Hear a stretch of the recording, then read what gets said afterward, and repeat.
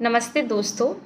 आज हम बात करेंगे एक ऐसे शब्द की जो हम सब ने सुना है, लेकिन सबसे ज़्यादा इसको गलत समझा गया है, और वो शब्द है कर्म। कर्म क्या है? कोई प्रॉब्लम आई तो हम कहते हैं ये मेरा बुरा कर्म है। कोई सक्सेस मिली तो हम कहते हैं ये हमारा अच्छा कर्म है। लेकिन रियल में कर्म है क्या? देखो दोस्तों, कर्म का मतलब सिर्फ एक्शन नहीं होता है। जो भी हम सोचते हैं, हम बोलते हैं, हम करते हैं, वो सब कर्म है। हर सोच एक बीज है, हर बात एक वाइब्रेशन है, और हर एक एक्शन एक एनर्जी है। सोचो, आप ऑफिस से थक कर घर आते हो, बच्चे भागते हुए आपके पास आते हैं, बस आपसे प्यार चाहते हैं। अगर आप इरिटेट होकर उन पर चिल्लाते हो, अभी परेशान मत करो, तो आपने उनके दिल में एक दूरी डाल दी। हो सकता है कि तुरंत वो चुप हो जाएं, लेकिन धीरे धीरे उनके अंदर एक इम्प्रेशन बनता है कि पापा मम्मी उन्हें समझते नहीं हैं। यही नेगेटिव कर्म है। आज आपने उन्हें दूर किया, कल वो बड़े होके इमोशनली आपसे दूर हो जाएंगे, और फिर आप कहो कि बच्चे इमोशनली कनेक्ट नहीं होते। और अगर उसी मोमेंट में आप उन्हें एक प्यार से हग करोगे, थोड़ा सा टाइम निकालते हो, उनके दिल में सुरक्षा और अटैचमेंट बनती है। यही पॉजिटिव कर्म हो जाता है। वो कल आपको उन्हीं बच्चों से इज्जत और प्यार के रूप में वापस मिलेगा। कर्म कोई रिवार्ड या पनिशमेंट का सिस्टम नहीं है। ऐसे नहीं होता कि भगवान ऊपर बैठकर ये डिसाइड करते हैं कि इसने गलत किया है तो इसे दर्द दो।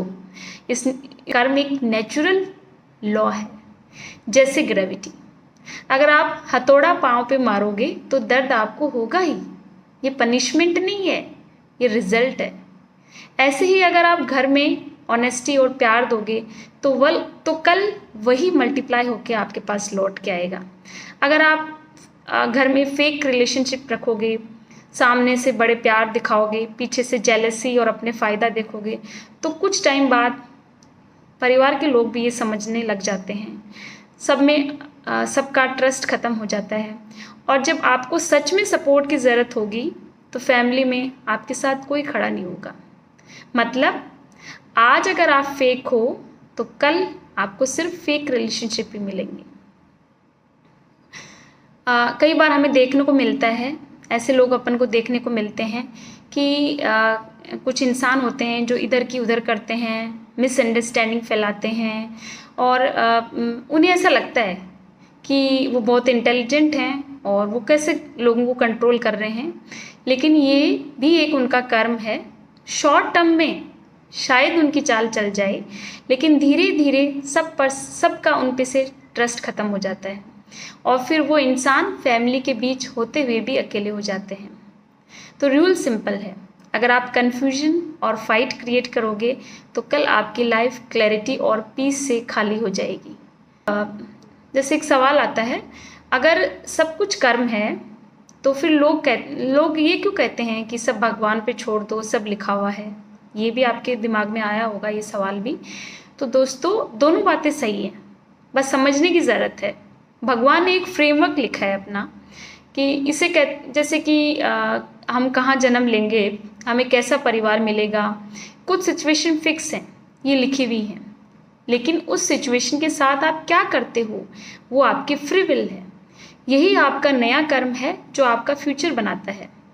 सोचो, दो स्टूडेंट्स हैं, एक ही एग्ज़ाम पेपर लिखते हैं, पेपर सेम है, ये उनकी डेस्टिनी है कि वो दोनों सेम जगह हैं। लेकिन एक स्टूडेंट प्रिपेयर है और पास हो जाता है, दूसरा प्रिपेयर नहीं है और फेल हो जाता है। पेपर तो सेम था, पर रिजल्ट उनके अपने एफर्ट ने डिसाइड किया। और जब कहा जाता है भगवान पर छोड़ दो, इसका मतलब हेल्पलेस होकर बैठना नहीं है। इसका मतलब है अपने बेस्ट एफर्ट करो, अपना कर्म ऑनेस्टी से करो, और फिर जो रिजल्ट आए उसे शांति से एक्सेप्ट करो, क्योंकि रिजल्ट आपके कंट्रोल में नहीं है, वो भगवान के न्याय के हिसाब से मिलेगा, वो जो नेचर का लॉ है उसके हिसाब से मिलेगा। इसलिए याद रखो, कर्म हमारे हाथ में है, फल भगवान के हाथ में है।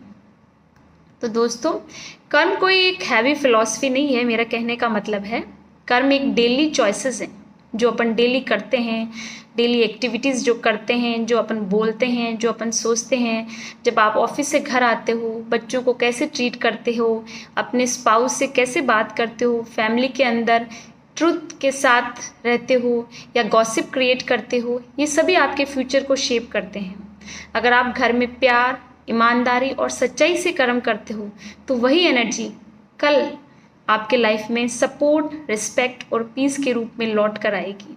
और अगर आप घर के अंदर ही फेक रिलेशनशिप्स, गॉसिप्स और इनजस्टिस को बढ़ावा देते हो तो वही कर्म आपको फ्यूचर में दुख, अकेलापन और रिग्रेट के रूप में भुगतने पड़ेंगे। तो आज से एक सिंपल डिसीजन लीजिए, अपने हर थॉट, हर वर्ड और हर एक्शन को थोड़ा सा सुंदर बनाइए, क्योंकि यही आपके कल को सुंदर बनाएगा। Thank you.